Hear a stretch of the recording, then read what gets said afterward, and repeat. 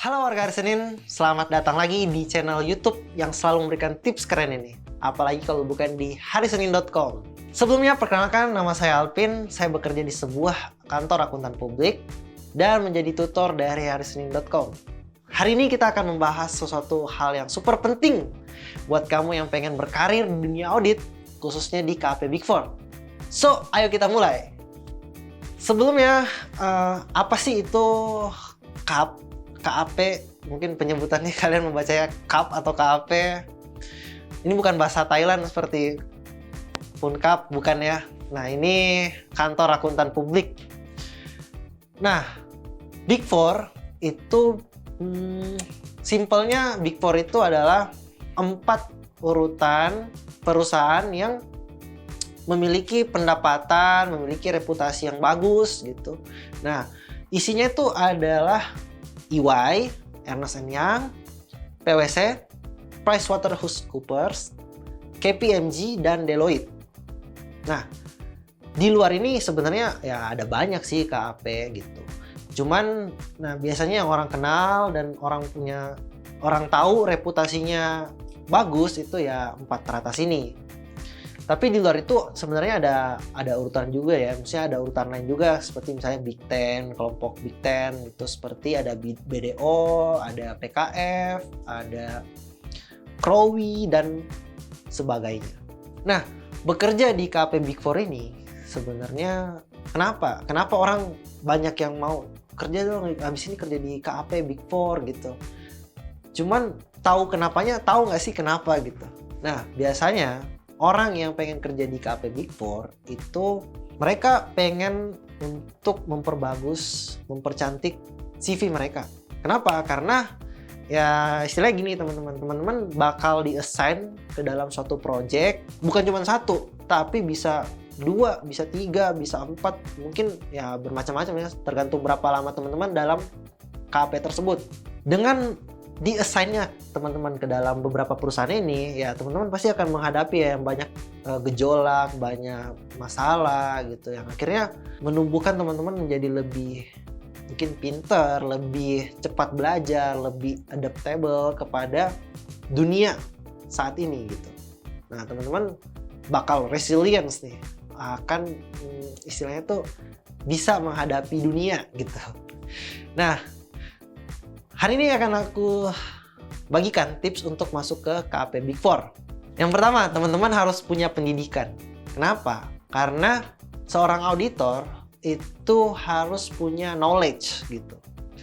Teman-teman bekerja untuk publik, pastinya teman-teman harus dipercaya ya sama publik. Misalnya teman-teman anggap aja menyewa jasa KAP gitu sebagai seorang bos eksternal. Terus teman-teman tahu bahwa di dalamnya tuh nggak punya pendidikan yang bagus, teman-teman kira-kira masih percaya, masih rely nggak sih kepada perusahaan tersebut? Pastinya enggak ya. Makanya sebagai seorang auditor, sebagai seorang calon auditor itu harus mempersiapkan dirinya sebagus mungkin dengan gimana? Ya sekolah gitu, dengan kuliah. Ya kalau kuliah jangan cabut-cabutan gitu, ya itu semua harus dilakukan gitu. Tambah ilmu dan lain-lainnya. Yang kedua, siapkan resume dan CV yang bagus. Nah, pastinya dengan pendidikan yang kuat tadi itu cuma mengantar kalian sampai ke depan meja HR gitu. Hal lainnya kan dibutuhkan misalnya achievement, pengalaman kepanitiaan teman-teman, internship kalian itu kan tertuang di dalam CV atau resume kalian. Nah, ini yang akan tertuang dan membantu kalian untuk sampai ke depan HR. Nah, teman-teman kan akan dinilai nih sama HR, CV-nya bagus apa enggak. Nah, ini teman-teman harus persiapkan. Yang ketiga, networking. Misalnya teman-teman kan udah sangat dimudahkan ya di zaman sekarang, ada yang namanya LinkedIn, terus mungkin ada Instagram dan lain-lainnya yang mungkin bisa membantu teman-teman berkoneksi dengan orang lain. Tapi sosial media bukan cuma salah satu media gitu ya. Maksudnya banyak media lainnya yang teman-teman bisa ikutin. Misalnya kayak teman-teman ikut seminar, bootcamp, terus webinar yang mungkin sekarang lagi rame. Nah, jadi jangan takut untuk ikut kegiatan-kegiatan yang mungkin bisa menambah relasi kamu.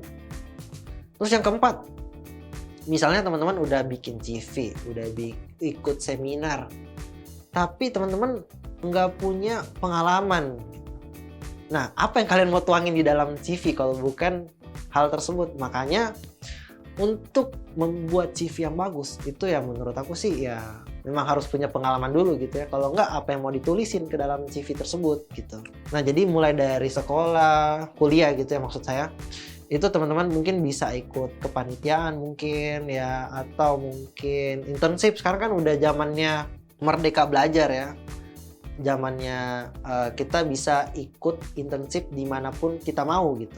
Yang kelima, setelah kita punya pengalaman, kita bikin CV yang bagus, terus kita udah punya ijazah gitu, nah kan tahap selanjutnya kita pasti bakal menemui HR-nya gitu kan. Nah, HR-nya di sini ya teman-teman harus udah punya knowledge gitu tentang bagaimana sih perusahaan ini. Misalnya kalau kita asumsikan ini adalah Big Four, ya berarti teman-teman harus cari tahu nih. Sekarang ini Big Four itu misalnya PwC, EY, KPMG gitu. Mereka itu lagi fokus apa sih?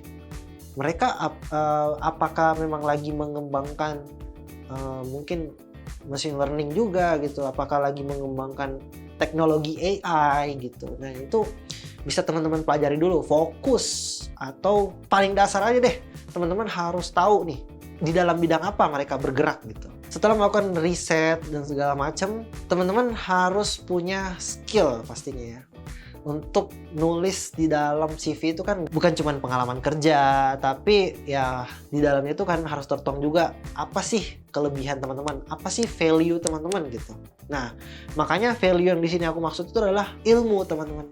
Makanya tadi udah disokong sama pendidikan gitu, dan teman-teman pastinya bisa ikut berbagai macam webinar atau bootcamp gitu ya. Yang selanjutnya, jangan putus asa. Jadi memang untuk seleksi di Big Four itu biasanya sangat kompetitif ya, karena ya teman-teman mungkin kalau lihat di TikTok atau di Instagram mungkin pengen kerja di Big Four. Nah, berarti saingan teman-teman itu bisa 1 dibanding puluhan ribu lainnya. Anggap aja misalnya dari suatu universitas bisa meluluskan 10.000 mahasiswa. Nah, 10.000 mahasiswa ini baru 1 gitu. Bandingkan misalnya ada 4 aja deh universitas. Berarti teman-teman udah punya saingan 1 dibanding 40.000 gitu.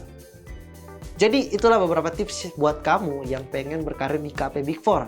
Ingat, nggak ada jalan pintas untuk sampai ke tahap ini. Jadi perlu kerja keras, dedikasi, dan niat pastinya ya, untuk bisa mencapai impian kamu. Kalau kamu punya pertanyaan atau tips lain, jangan lupa tinggalkan komentar di kolom komen di bawah ini.